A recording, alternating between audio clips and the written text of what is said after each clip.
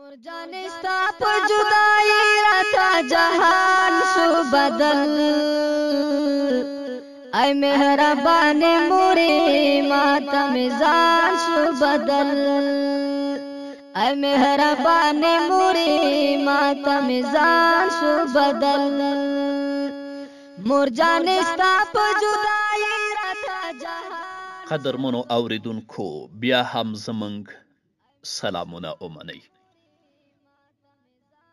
که غواړئ چې نیکبختي ترلاسه کړئ نو په خپلې کورنۍ کې د کورنۍ غړو سره په ځانګړې توګه خپلې میرمنې سره ښه چلند کوئ، ځکه دا د الله حکم دی، د الله وینا ده. الله رب العزت فرمایي وعاشروهن بالمعروف، له هغو سره یعنې له میرمنو او له ښځو سره ښه ژوند تیر کړئ.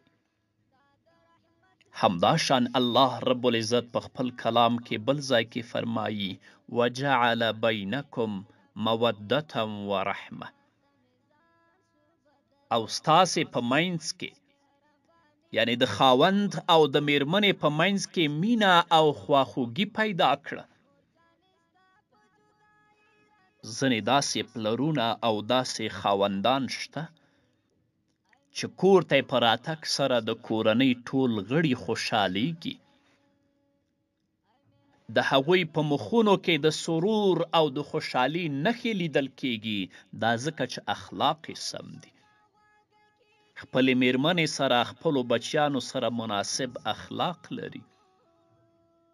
خو ځینې پلرونه او ځینې خاوندان داسې دي چې د هغوی په راتګ سره کورنۍ ته د کورنۍ د غړو په مخونو کې خفګان او حسرت لیدل کیږي.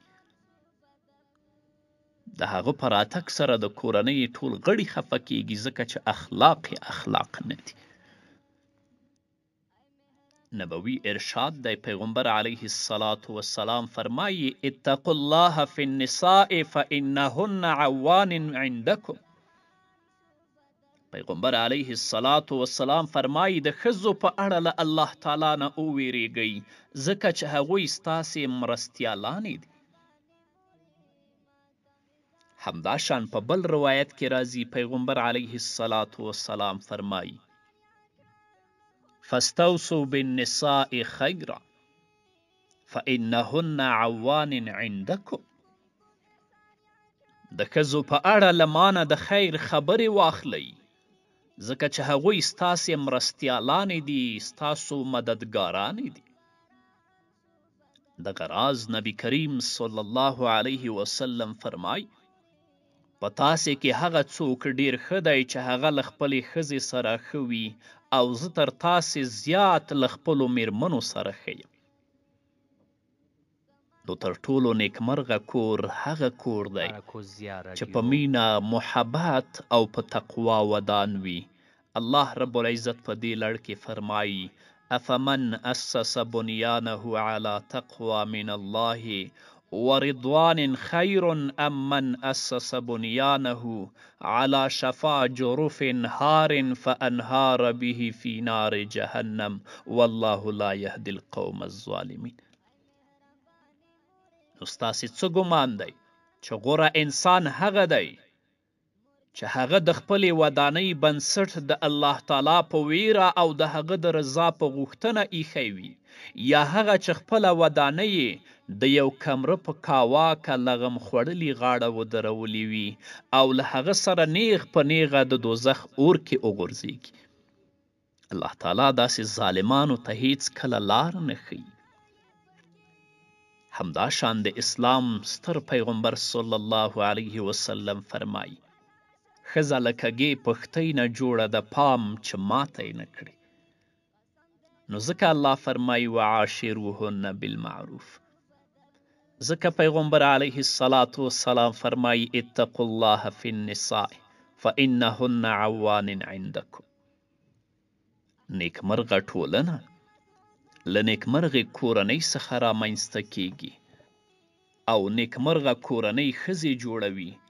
له دې امله د کورنۍ، ټولنې او دولت په جوړولو کې د ښځې رول بیخي ثابت او پیاوړی دی.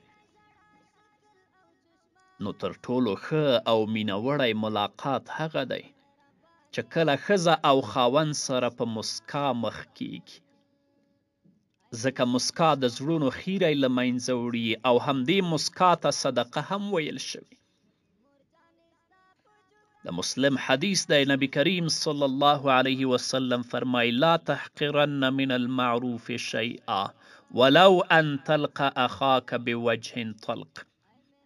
له یو مسلمان رور سره په ورین تندي مخکې کېدل له نیکي نه کمه مه ګڼئ.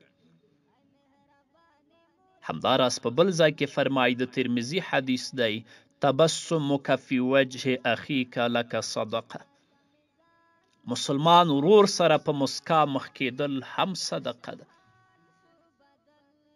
خو ځینې خاوندان داسې دي چې کله کور ته راننوځي 14 منه مرچ یې په شا کړي وي، تنده یې په سترګو راپروت وي، نه اخلاق وي، نه انسانیت وي، نه مسکا وي او نه سلام وي.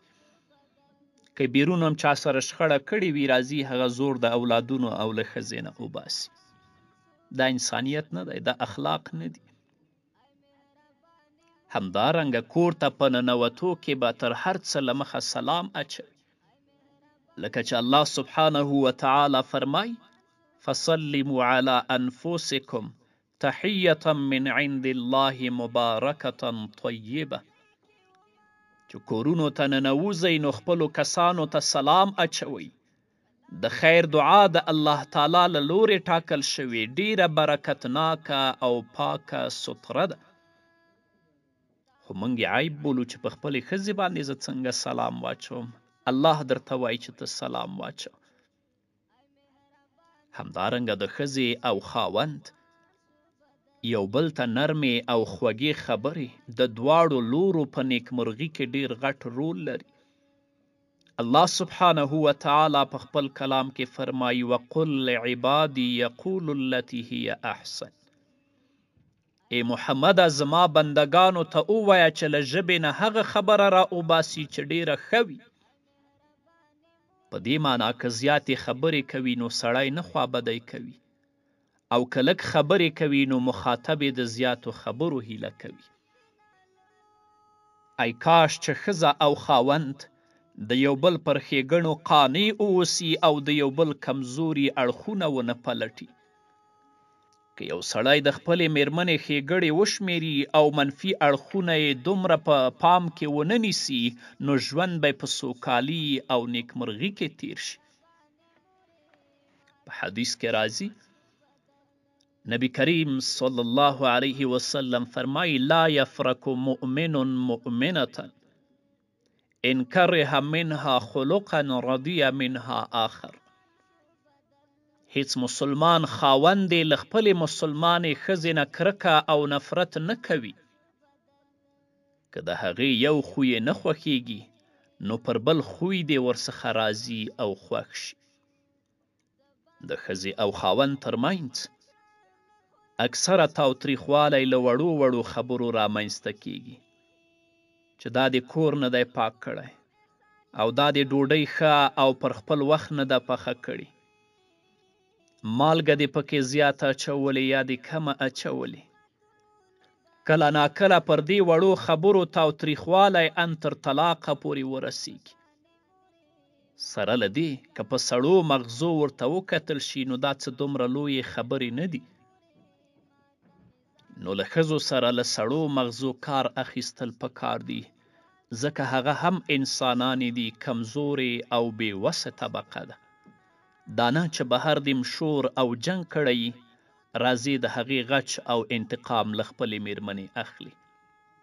امام احمد بن حنبل رحمه الله وروسته تر دې چې درنه او قدرمنه میرمن ام عبدالله وفات شوه، نو د وویل له دې سره په تیرو 40 کالو کې زما اختلاف نه دی راغلی. ځکه کله که ښځه غوسه وي نو خاوند ته پکار دی چې لږ غلی شي. همداراز که سړی غوسه وي نو ښځې ته تر هغې چوپتیا پکار ده چې د خاوند غوسه یې سړه شي. الله رب العزت دې موږ او تاسې په دې اخلاقو سنبال کړي. په همدې هیله قدرمنو اورېدونکو، دا وه زموږ د نن ورځې خپرونه چې ستاسو درانه حضور ته وړاندې شوه. تر بلې خپرونې پورې چې زه بیا هم ستاسو درانه حضور ته راځم، تاسو ټول په لوی او بخښونکي الله سپارم. پاتې ژوند مو نیکمرغه، ښاد، بریالي او کامیاب اوسئ. دا محسوسوم چې می ایمان شو بدل، ای مهربانې مورې ماته مې ځان شو بدل. احمد شاګرام نه دی مسعوده ملامت نه دی، احمد شاګرام نه دی مسعوده ملامت نه دی. کئی په ډېره ژړا شکل او چشمان شو بدل، ای مهربانې مورې ماته مې ځان شو بدل. ای مهربانې مورې ماته مې ځان شو بدل. مور جانې ستا په جدایي راته جهان شو بدل، ای مهربانې مورې ماته مې ځان شو بدل. ای مهربانې مورې ماته مې ځان شو بدل. ای مهربانې مورې ماته مې ځان شو بدل. ای مهربانې مورې ماته مې ځان شو بدل.